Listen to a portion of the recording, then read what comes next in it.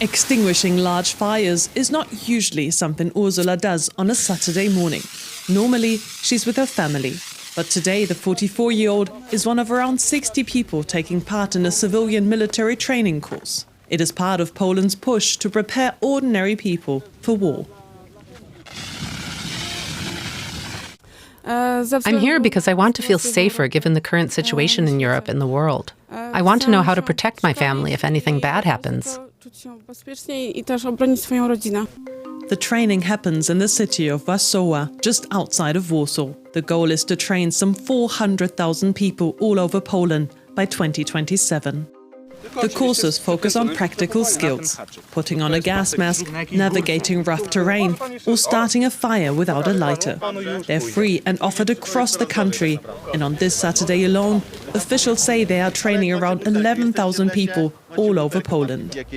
Participants and military officials agree that since Russia launched its full-scale invasion of Ukraine nearly 4 years ago, peace can no longer be taken for granted.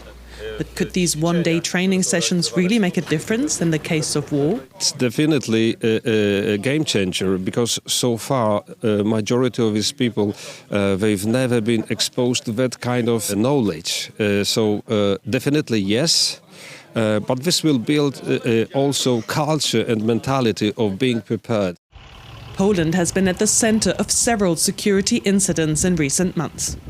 Particularly high profile, the violation of Polish airspace by Russian drones in September, followed by rail sabotage allegedly carried out by members of Russian intelligence. These events have sparked debates about the country's defense readiness.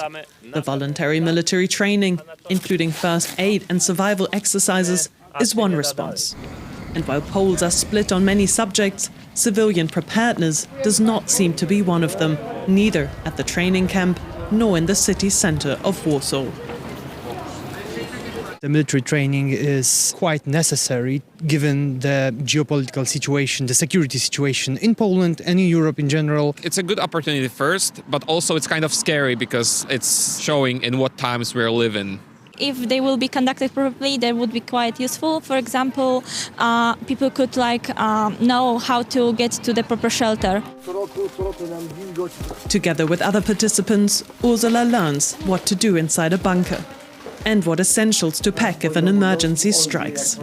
Outside, instructors run through the different types of alarm sirens, making sure everyone can recognize and react to them quickly. The time we spent here today was really worth it. The skills we learned will come in handy, should an emergency occur. In recent years, Poland has invested heavily in its armed forces. The Polish army is now NATO's third largest, with more than 200,000 soldiers. And with defense spending exceeding 4% of GDP, Poland invests, relative to the size of its economy, more than any other NATO member.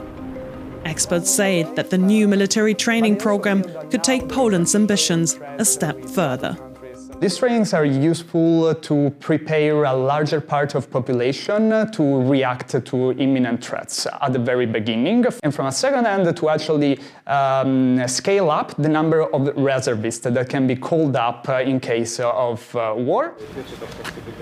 Ursula says she doesn't plan to take that path, but she still feels the training matters.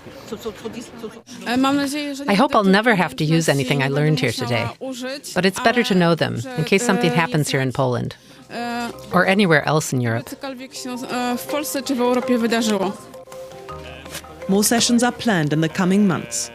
Poland believes that preparing its citizens for potential war is the best way to preserve peace.